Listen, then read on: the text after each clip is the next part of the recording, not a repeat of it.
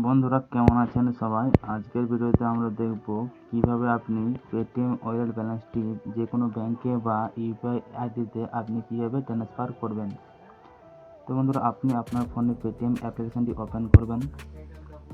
Open করার পর দেখুন আপনার সামনে এই ধরনের ইন্টারফেসটি ওপেন হয়ে আসবে। তো দেখুন উপরে যে রয়েছে স্ক্যান অ্যান্ড পে, তো আপনি এখান থেকে চাইলে যে কোনো ইউপিআই আপনি এখান থেকে টাকাটি ট্রান্সফার করতে পারবেন বা পাঠাতে পারবেন। তো কীভাবে আপনি আপনার ওয়ালেট ব্যালেন্সটিকে আপনি আপনার ব্যাংকে বা যে ইউপিআই আইডিতে আপনি কীভাবে ট্রান্সফার করবেন। তো এখানে দেখুন যে ওয়ালেট বলে অপশানটি আছে আপনার সামনে শো করছে এখানে। তো আপনি এই ওয়ালেট অপশানটিতে একবার ক্লিক করবেন। তো ক্লিক করার পর আপনার সামনে একটা নতুন ইন্টারফেস এই ধরনের ওপেন হয়ে আসবে। তো দেখুন প্রথমে রয়েছে পে, তারপরে রয়েছে ট্রান্সফার ব্যাংক, তারপরে রয়েছে ফাস্ট্যাগ, অটোমেটিক অ্যাড মানি। তো আপনি এখানে দেখুন রয়েছে যে ট্রান্সফার টু ব্যাংক, তো আপনি ট্রান্সফার টু ব্যাংক অপশানটিতে একবার ক্লিক করবেন।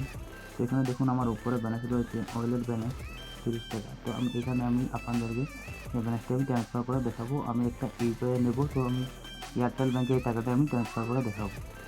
তো বন্ধুরা দেখুন আমি এয়ারটেল ব্যাংকটি ওপেন করব। তো এয়ারটেল ব্যাংক অ্যাপটি আমি ওপেন করার পর এখানে দেখুন, তো বন্ধুরা দেখুন এখানে আছে আমার 5 টাকা 72 পয়সা। তো আমি এখানে এই এয়ারটেল ব্যাংকে আমি এই টাকাটি নেব। তো চলুন আমি এখানে চলে যাব পেটিএমে। তো দেখুন এখানে যে ট্রান্সফার টু ব্যাংক অপশন আছে, আপনি এই অপশনটিতে ক্লিক করবেন।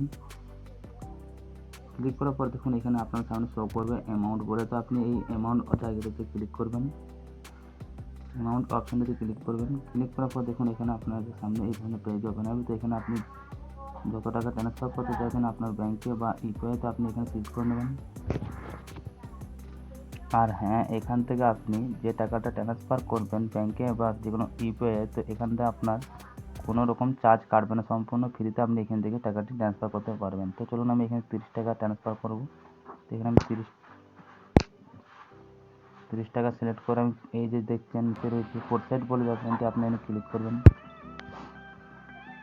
তো বন্ধুরা দেখুন এখানে উপরে আমার লেখা রয়েছে সিলেক্ট এ সেভ ব্যাঙ্ক অ্যাকাউন্ট। তো এখানে দেখুন আমার নিচে আমার যে ব্যাঙ্কটি সিলেক্ট করে রেখেছি আমি, তো এখানে আমি আমার এয়ারটেল ব্যাঙ্ক অ্যাপ্লিকেশনটি সিলেক্ট করে রেখেছি।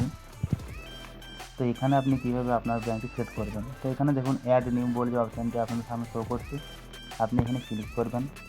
ক্লিক করার পর দেখুন এখানে যে এন্টার অ্যাকাউন্ট নাম্বার, তো এখানে আপনি আপনার অ্যাকাউন্ট নাম্বার দেবেন। আর এখানে তার নিচে এখন দেখুন রয়েছে আইএফসি কোড, তো আপনি এখানে আপনার ব্যাংকের আইএফসি কোড দেবেন।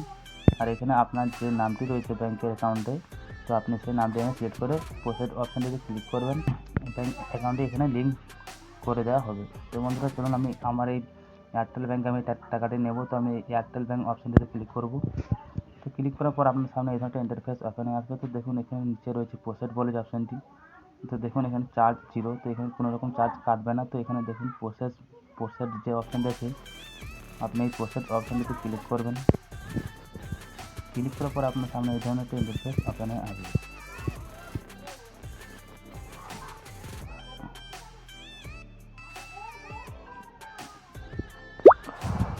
এখানে দেখুন আমার উপরে মেসেজ এসেছে যে আমার এয়ারটেল ব্যাংকে 30 টাকা ট্রান্সফার করে দেওয়া হয়েছে সাকসেসফুলভাবে।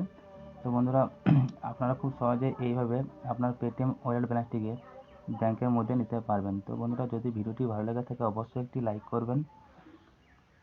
আর এই ধরনের ভিডিও যদি পেতে চান তাহলে অবশ্যই চ্যানেলটি সাবস্ক্রাইব করে নেবেন। ভালো থাকবেন, সুস্থ থাকবেন।